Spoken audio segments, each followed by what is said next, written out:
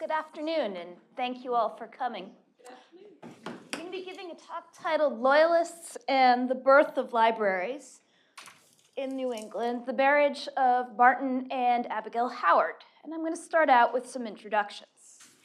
This is Martin Howard. He was born approximately around 1715 in or near Newport, Rhode Island, and he was a Loyalist, which affected his entire life in many different ways. Unfortunately, I don't have any pictures of Abigail. I wish I knew what she looked like. What I have here instead is a drawing of the Boston Common in 1768, because that's a site that Abigail would have been familiar with. And she was born in 1743. She was Martin Howard's second wife, and she was one of the daughters of Stephen Greenleaf, who was the last royally appointed sheriff in Suffolk County, Massachusetts. And I'm going to be using that last royally appointed phrase quite a bit because I am talking about Loyalists. And their marriage is one that I've been interested in for a long time. Martin Howard is the figure at the center of my current book project. And I have known for a very long time that he was involved with the founding of the Redwood Library in Newport, Rhode Island. It was founded in 1747, and it was, as was common of libraries of that period, a subscription library. It worked a little bit like a Netflix subscription. You had to pay a certain amount each month in exchange for being able to check out books. And I have known that about Martin Howard for as long as I have known about Martin Howard. However, in my recent research, I realized that Abigail, at the end of her life, had been one of the founders of the Boston Library Society. And that was something that I found fascinating about these two people who, of course, held together by their political interests. They both suffer a great deal of hardship for their loyalty to the British Crown and Parliament, but they also clearly are a couple who were held together by a love of books. And so I'm going to be examining the full span of their lives, which covers both sides of the Atlantic world, their position as colonists loyal to the British Empire, and that shared commitment to New England libraries. Though since Martin's involvement with the Redwood Library was near the beginning of his life, and Abigail's involvement with the Boston Library Society is near the end of her life, the discussions of libraries will serve as literal and figurative bookends of this overall talk. So, Martin Howard, as I mentioned, was born sometime around 1715 in Newport, Rhode Island. He studied law with an attorney in Newport named James Honeyman Jr. And he married his first wife, Anne Brenton Conklin, on December 29th, 1749. And the Howard family, as far as anyone can tell, was a comfortable family, but not a particularly wealthy or well-connected family. In marrying Anne Brenton Conklin, Martin Howard makes this massive leap up the social library. She'd been born Anne Brenton. The Brentons are some of the older families to settle in Rhode Island. I'm going to be talking more about some of her other family later on. She had first been married to a wealthy merchant named James Conklin. He dies, and so she marries Martin Howard December 29th, 1749. And they have a daughter, christened Anne, but always referred to as Annie, who was christened on August 24th, 1754, at Trinity Church in Newport, Rhode Island. And this is a church that clearly was extremely important to Annie Howard. So this gets them started. They are a prosperous young couple in the town of Newport, which at this time is the capital of the colony of Rhode Island. They purchased a home. They spent a lot of time investing in it. They may have done some expansions on it. And conveniently, I'll come back to this in a minute, conveniently, this house is literally around the corner from the Colony House in Newport. This is the Colony House, which is where everything that is important in Rhode Island at this period happens. This is where the government meets. This is often where the court meets. And if you look off here in the corner, there's the Howard House. So, perfect location for an up-and-coming young man who is an attorney who represents the colony of Rhode Island at the Albany Congress in 1754, who has all kinds of different positions in Newport. And it seems like everything's going great. Sadly, Anne will die in 1764. Now, to say that somebody is friends with Benjamin Franklin in the 18th century really does not say anything, because Benjamin Franklin, of course, is friends with everybody. But Martin Howard was also friends with Benjamin Franklin. And he writes this letter, which closes, "I've lost a valuable and affectionate wife. She's gone to that undiscovered country from whose bourne no traveler returns. She died about 7 weeks ago. This is a very affecting circumstance to me, and therefore my mentioning of it, naturally enough, accounted for." So you have a sense from this letter that this was a marriage that was made for practical reasons. It's a nudge up the ladder, but you also have the sense that this was a marriage of two people who were also in love with each other. And his life, however, continues. As I mentioned, he's very active in Newport. And his other big project in these years is his involvement with the Redwood Library. This is from the original architectural drawing. This is one of the first neoclassical buildings to be constructed in British North America. And again, as I mentioned earlier, this is a subscription library. You have to pay a certain amount of money each month, but in exchange, you can come and borrow books. This is a photograph of the inside 18th century part of the Redwood Library. And the thing that brought the Redwood Library into existence in 1747 was the donation of a collection of about 750 books from Abraham Redwood, who is a major player in Rhode Island. He's a wealthy plantation owner, both in Rhode Island and also down in the Caribbean, and he puts up the funds to purchase 750 books. They're shipped over from London, and then other subscribers in town put up the money to construct the building. And this is a page from the first list of all of the books in the collection. Gradually over time, this is going to be expanded. And one of the things we know about Martin Howard is that he served as the librarian for the Redwood in the early 1750s, which meant he was responsible for keeping track. How do you making sure if somebody checks out a book that they bring it back to you. This is also something that Benjamin Franklin struggled with, since he sets up a similar library down in Philadelphia. I'm wondering if that's some of the friendship between them. What they eventually come up with is this rule that if you do not bring your book back, then you are barred from ever checking books out again, ever. And since books were hard to come by, this seems to have been fairly effective. And then Martin Howard, circa 1764, starts getting involved in a new set of political activities. 1764, if you're familiar with the American Revolution, is the point where things start to get real. And he and a group of his friends, whom they called themselves the Newport Junto, are publishing endless letters to the editor of the Newport Mercury, arguing in favor of supporting the taxes, arguing in favor of Rhode Island becoming a crown colony rather than a chartered colony. Rhode Island is one of the last of the chartered colonies. They argued in favor of home textile production, and most importantly, they argue in favor of the stamp tax. And this is a pamphlet titled A Letter from a Gentleman at Halifax to his friend in Rhode Island, which Martin Howard publishes in 1765. Now, the title would immediately have been evident to a reader in the mid-18th century.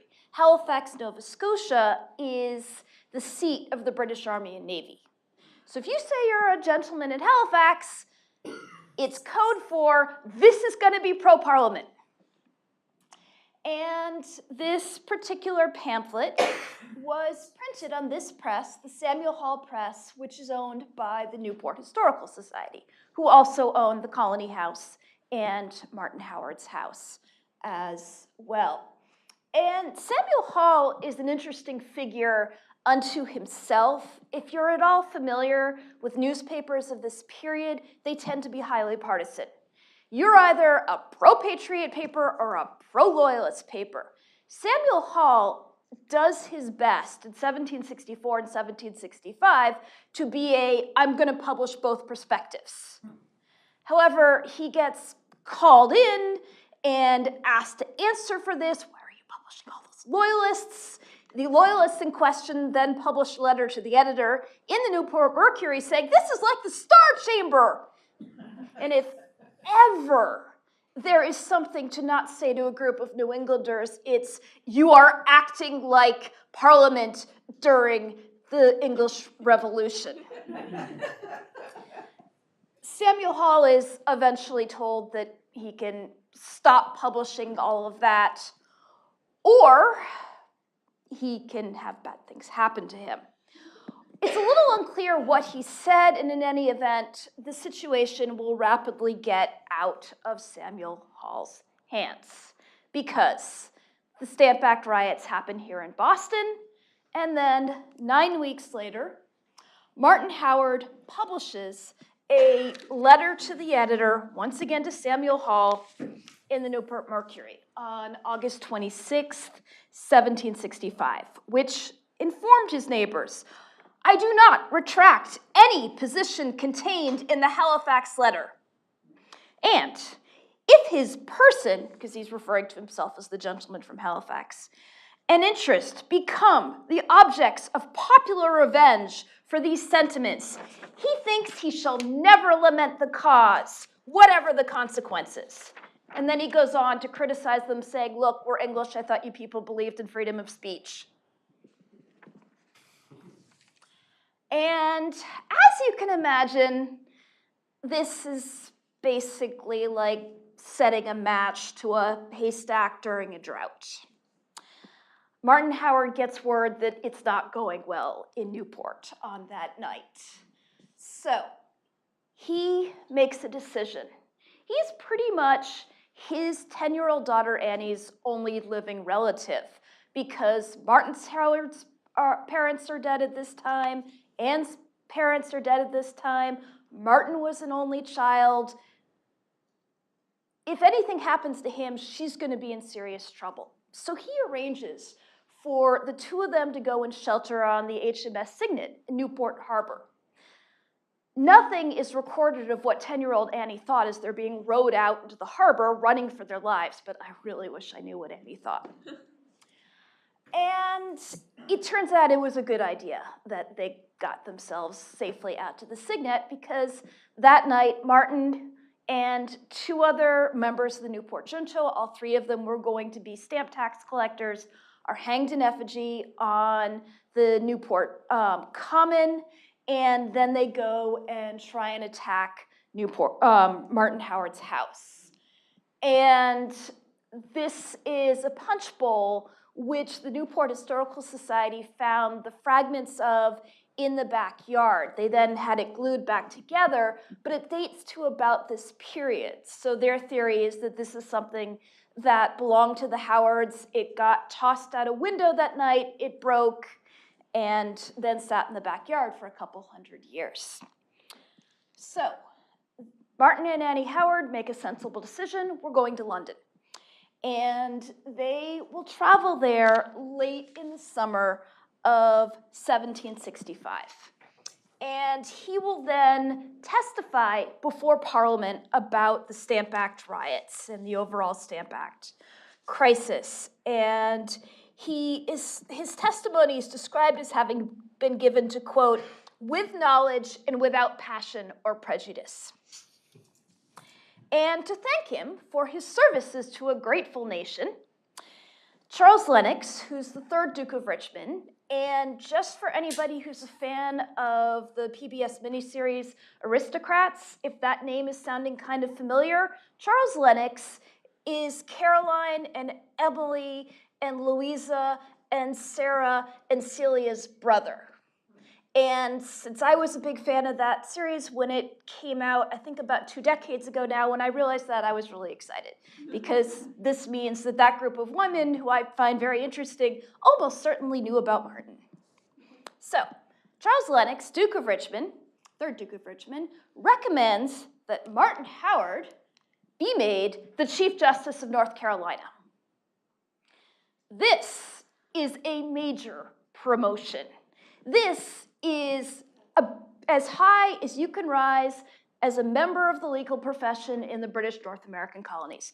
Okay, fine, the reason why North Carolina needs a new Chief Justice is because the last one just committed suicide, but we don't know anything about why that happened. Still, this is a big deal. And he and Annie traveled to North Carolina, spent about 2 months there, and then come back up to New England, headed for Boston. There's actually a letter from Governor William Tryon of North Carolina basically saying, you just got here.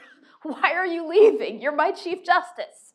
Well, the reason why they were headed up to Boston is because Martin was getting married for a second time.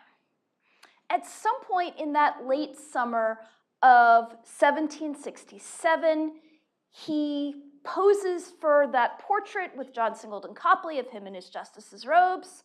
His new wife, as I mentioned earlier, is Abigail Greenleaf, who is the daughter of Stephen Greenleaf, the last royally appointed sheriff in Suffolk County. How the two of them met, we don't know. I am theorizing this is Loyalist connections upon Loyalist connections upon Loyalist connections. I do have to wonder, given that Martin and Annie flee in the summer of 1765, and he's back to marry Abigail in the summer of 1767, was the courtship getting underway before the Stamp Act crisis? Now, as I've mentioned, things are getting a little tense if you were a Loyalist. And so the marriage does not happen in Boston. The marriage happens at the home of John Wentworth, who's the last royally appointed governor of New Hampshire. And this is his house, which still stands today. So this is the house where Martin Howard and Abigail Greenleaf were married on August 26th, 1767. This is the same day as that letter to the editor he'd published in the Newport Mercury. I have wondered, was that deliberate? Was that not? Who knows? It's also my wedding anniversary, just for good measure. All right, so he has his new bride, and it's back to North Carolina. Here's a map of North Carolina of this period. Down here in the southeastern corner, you'll see New Bern. New Bern in the mid-1760s was the capital of North Carolina. North Carolina goes through a lot of capitals.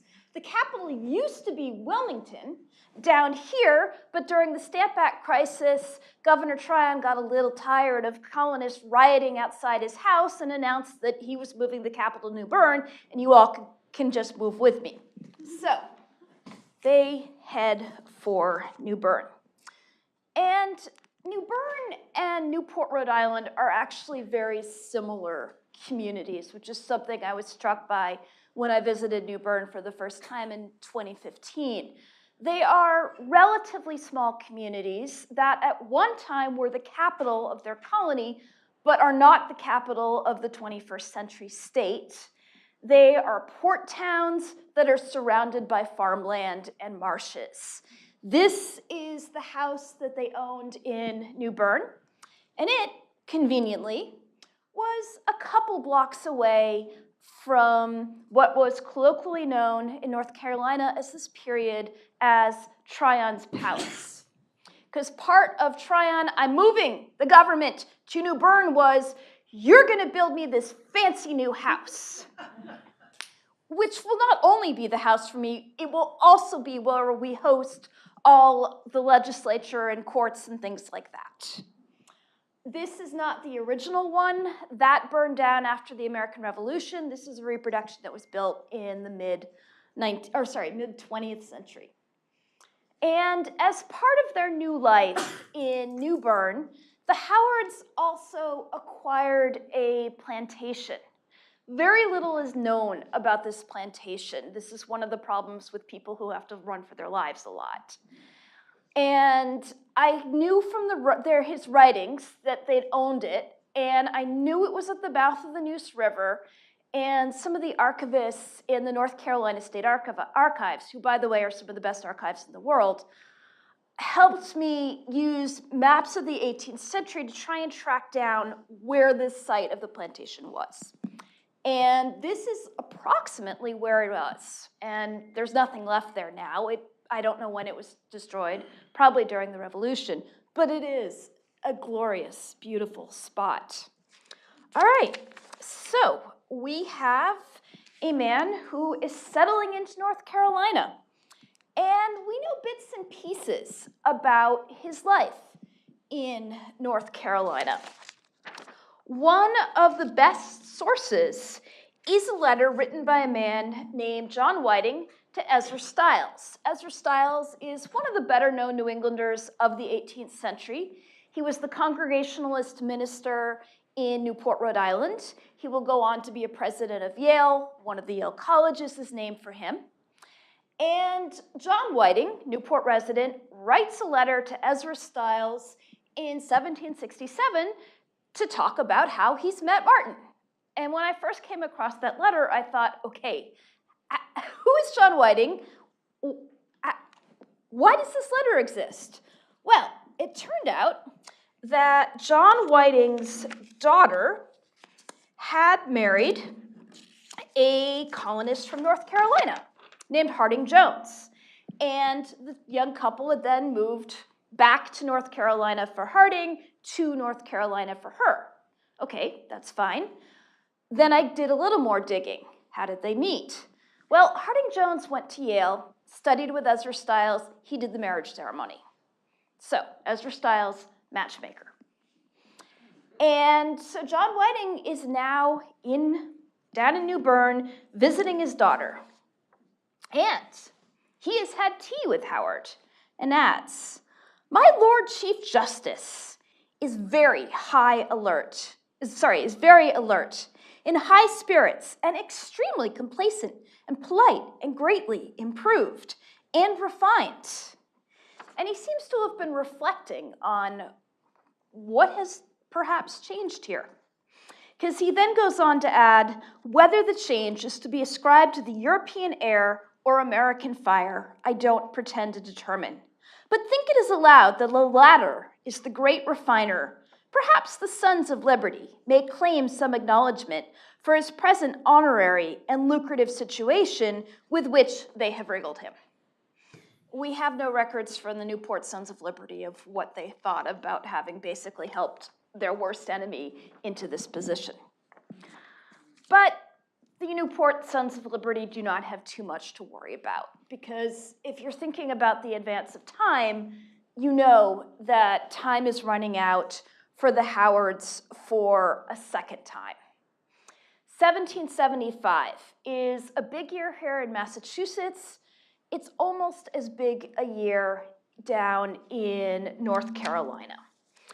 And on May 31st, 1775, a group of North Carolina residents draw up something called the Mecklenburg Resolves, which said, "All laws and commissions confirmed by or derived from royal authority were no longer valid." In short, Martin Howard is out of a job. Josiah Martin, the last royally appointed governor of North Carolina, runs for his life.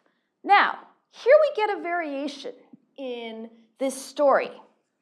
Martin Howard is given permission to resign his position as the Chief Justice, sell the house in New Bern, move to Richmond Plantation, and live there basically under house arrest with his family.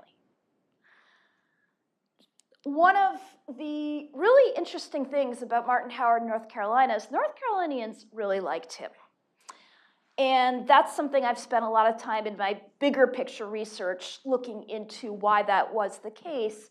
But still, that was a very generous offer. You can stay. We'll let you keep most of your property. We're not taking the house in New Bern. You can sell it. And my theory on why this comes about, beyond the fact that on the whole he was better liked in North Carolina than Rhode Island, one of Martin Howard's closest friends in North Carolina was a man named James R. Ardell. James R. Ardell will go on to be one of the first justices of the United States Supreme Court. Ardell's brother-in-law was Samuel Johnson, who's the first governor of the state of North Carolina. And my guess is that James R. Ardell and Johnson advocated for the Howards. This, by the way, is a picture of James R. Ardell's home in Edenton, North Carolina. We know that the Howards periodically stayed there with him. Late in the summer of 1777, Martin Howard sends James R. Ardell a letter. I wish you could come to visit us at Richmond. There you will see what I think the best piece of meadow in Carolina, whence, when I leave this country, you might be able to add to the few observations which may be made upon an unimportant character, that I had made 2 blades of grass grow where only one grew before, a circumstance among some nations of no small honor and renown. This letter is one that I first read in the summer of 2005, and this letter is the reason why I decided that Martin Howard was somebody I needed to know more about. That it was just so beautifully written, and there's also a certain amount of heartbreak. He knows he's running out of time. In 1777, he's given a choice. You can become a patriot, sign all the oaths in the world saying that you no longer support the king, or you can leave. And there's a mass exodus out of North Carolina of Loyalists. He and Abigail and Annie join that. They go up to New York. They spend some time there. They then travel to London, and they live in Chelsea for a couple of years. And we know virtually nothing about this time period in their lives. We know that Martin had a £250 a year pension from the British government. We also know that pension ended at his death. He dies in 1781. Abigail Greenleaf Howard, and again, we know very little about the thought process here. Abigail Greenleaf Howard still has family in Boston. Her father was a Loyalist, but there are other members of the Greenleaf family who were patriots. The Greenleafs have actually been allowed to do the, okay, stay here, keep your mouth shut, because they have the patriot family members. And Abigail and Annie come back to Boston in 1783. And 4 years after that, Annie Howard will get married. And I mentioned that earlier that her mother's family, the Brentons, are one of the best connected families in Rhode Island. Well, Annie Howard's new spouse, Andrew Spooner, is a relation by marriage. Her great aunt was the first wife of one of his maternal grandfather. It took me a while to draw out that genealogy chart. So there's not a blood relation, but there's definitely a family relation. Connected with these relations is Andrew Spooner's family, which is basically a who's who of New England Loyalists. His grandfather was Andrew Oliver, who is the stamp tax master in Boston. His great uncle was the last royally appointed governor of Massachusetts, Thomas Hutchinson. So Annie Howard marrying Andrew Spooner is major Loyalist families forming and reforming. And they were married at Trinity Church in Newport. And I've been working on an article for the Newport History Journal about the Howards, and at the time, I didn't know about the fact that I knew about Andrew Oliver and Thomas Hutchinson being his family. I had not realized at that time that the Hutchinson, although I should have thought of that because Hutchinson, of course, is a Rhode Island family. Because I'd sent off the latest draft to the editor at the Newport History Journal, who wrote back and said, I'm not saying Annie Howard did not get married at Trinity Church in Newport, because obviously she did. We've got the record. You got any thoughts on why? And I thought, well, let's start looking into the Brentons, which is when I realized that the Brentons were connected by marriage to the Olivers and the Hutchinsons. And so it makes sense that the two of them were married in Newport because they both come from Rhode Island families. They then have two children, Anna Howard Spooner and Andrew Spooner. Not a lot of original names in this family. And they are christened here in Boston at Trinity Church. Annie Howard is, like her stepmother-in-law, like her mother, a fascinating woman we know virtually nothing about. She lost her mother when she was 10. She then dies when Anna is 4 and Andrew is 2. And I cannot imagine what is running through the mind of a woman who knows what it is to grow up without a mother, and her poor kids are even younger than she was at the time. We also have some evidence that Abigail Howard was concerned about this and was very aware of this situation. Because when Abigail Howard dies in 1801, her will, and I'll come back to her will later on, notes, I have left $500 to her own use, also a diamond ring, which was her mother's, to Mrs. Hannah Bulfinch, wife of Mr. Charles Bulfinch. In 1841, Charles Bulfinch writes to his sons, "It is now 3 weeks since the sudden, unexpected stroke, which deprived me of your excellent mother. I have only written relatives in England and Anna Spooner, whom the dear departed considered as her child." So Abigail Howard is friends with Hannah Bulfinch, is at the end of her life. Anna's father is dead. Andrew also dies in 1802. Andrew father, not Andrew's son. And it looks as if Abigail Howard is making certain that her step-grandchildren are going to still have family to grow up with, which tells us a lot about the kind of person that Abigail Howard was.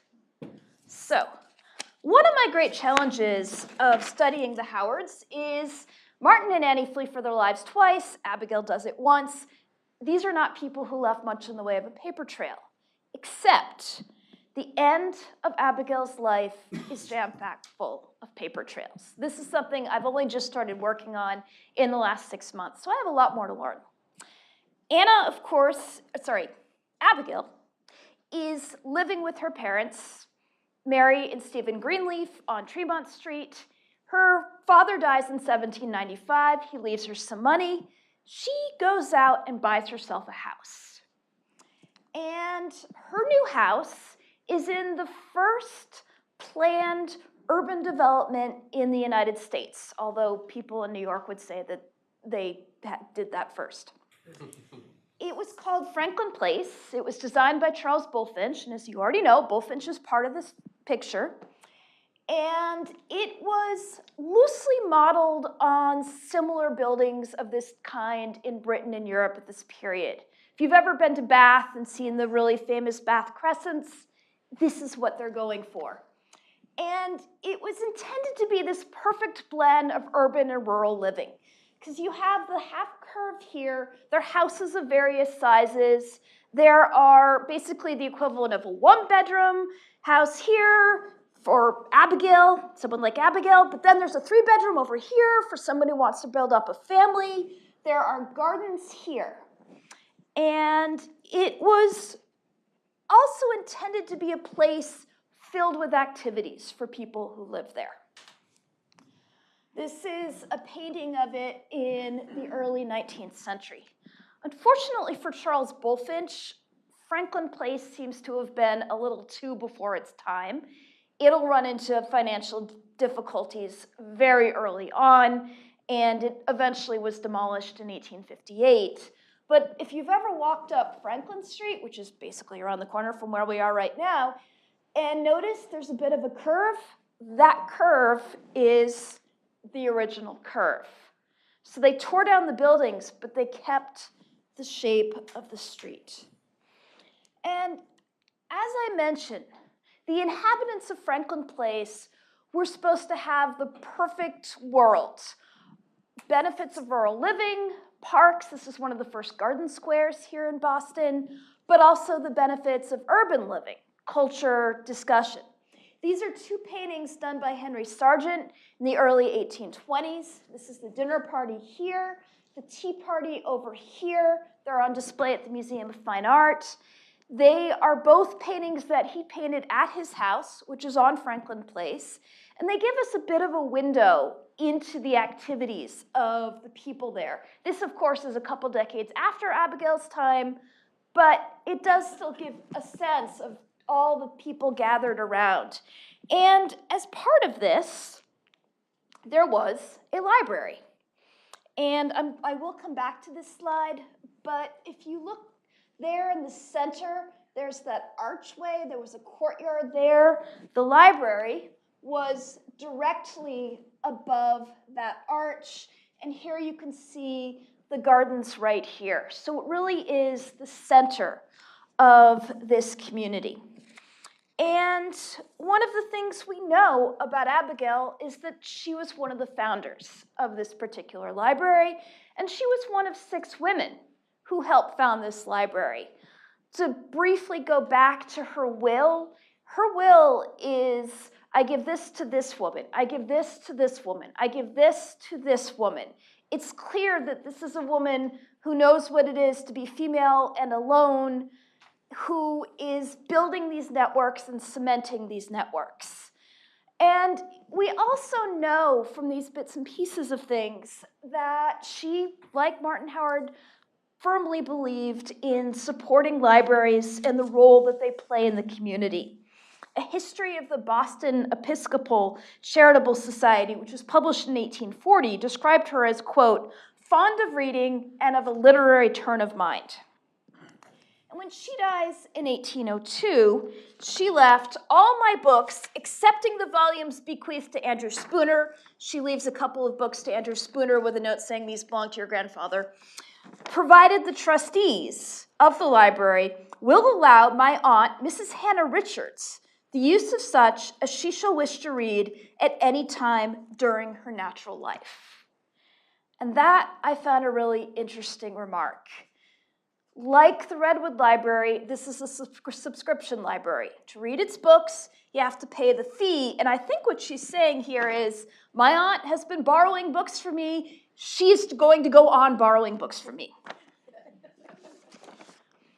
So this bequest points to this important connection between Martin and Abigail Howard. They're both involved in the early stages of creating libraries in their hometowns. And it seems likely that at least some of the books given in this bequest originally belonged to Martin Howard and were brought to Boston with Abigail when she returns in 1783. And as my own grandmother said to me at the end of her life, there is no immortality like a book, which is what she told me when I told her that the book was going to be dedicated to her and my grandfather. Many of Abigail Howard's neighbors in Boston would have considered her husband a disgraced loyalist at best. James Otis infamously described the Newport junto as a little, dirty, drinking, drabbing, contaminated knot of beggars and transports. So Abigail's bequest to the Boston Library Society provided a living memorial to the Howards' marriage and their shared love of reading, while also giving her husband the final word any time one of their books was read in Boston. Thank you.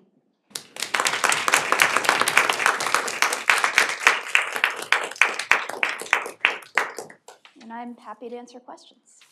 Yes? Might be sort of an obvious question.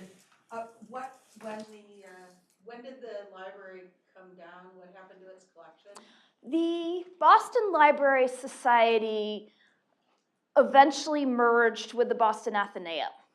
On my list of things to do, because I only just realized Abigail and libraries this fall, so this is very recent knowledge for me. On my list of things to do is to contact the Boston Athenaeum and try and track down their books. I hope they're still there. It would make sense that, it would make sense that they're still there. But whether or not I can identify them as their books remains to be seen, because I don't know any of the titles. Yeah. So the 700 books that were purchased for the first library. Yes. Is it possible to summarize the types of books they were? They are. This is the first library available in the area. They are a wide range of topics. There's a little literature, but not too much. This is the period where reading novels is still thought to be bad for you. There are books on history, there are books on law, there are books on science. The idea was a wide range of topics. And there is actually a published catalog of all of them. So we do know exactly what the original collection was.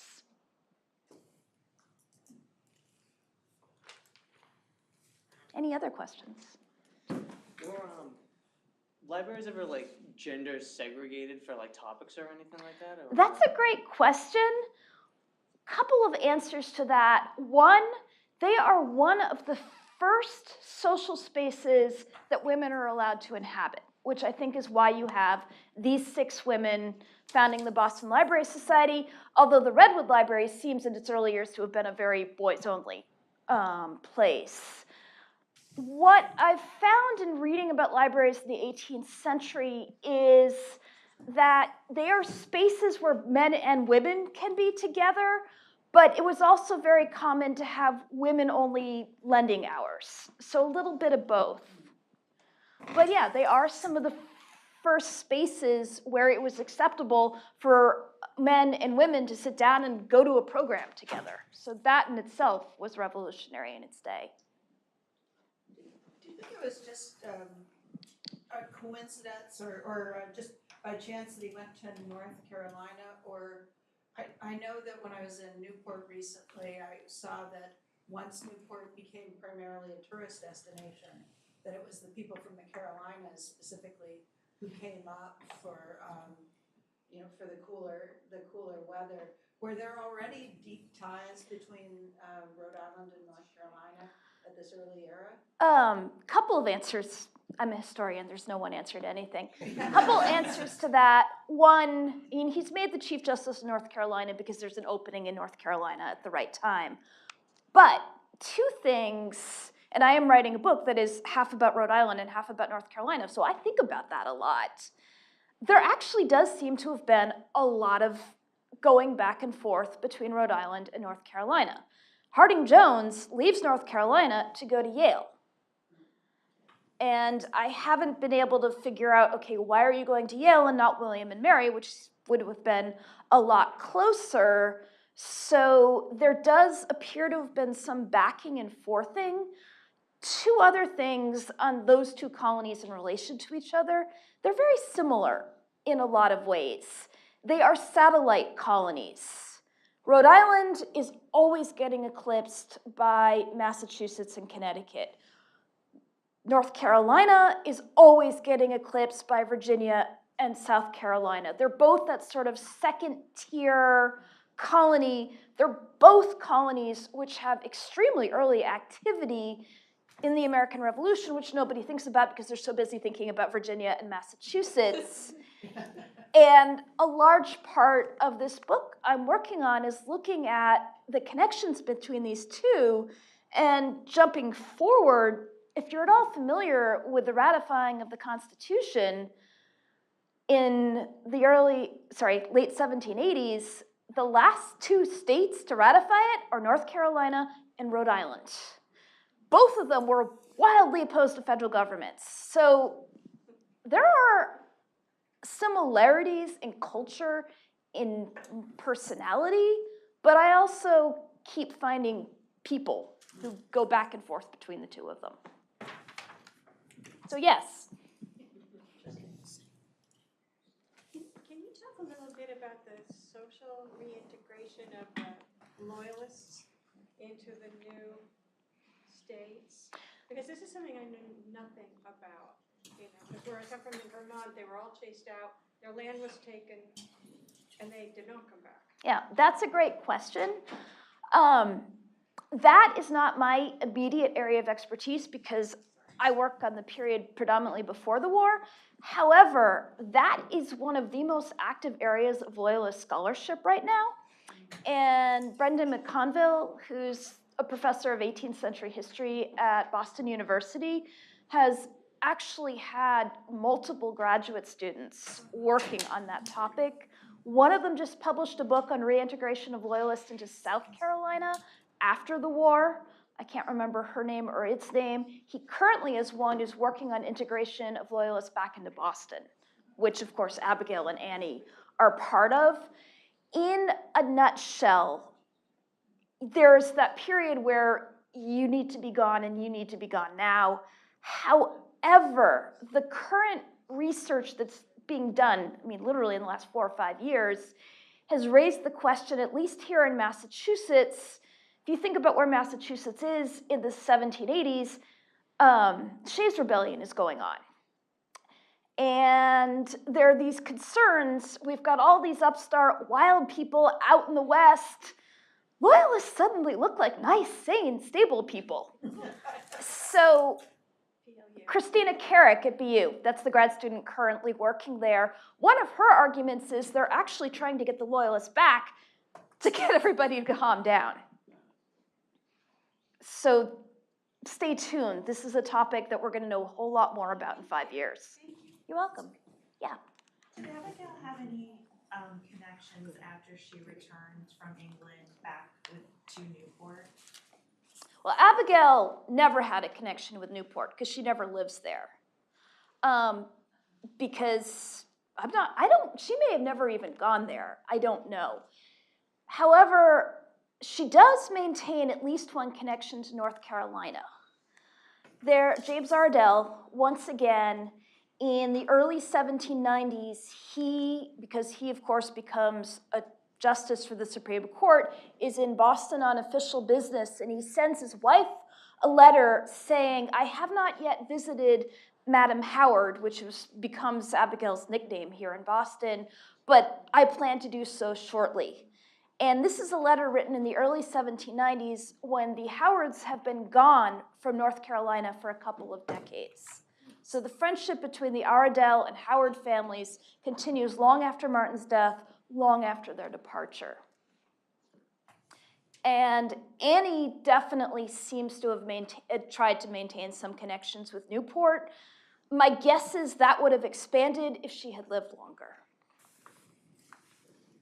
Do you know the names of the other 5 women who founded the library with her?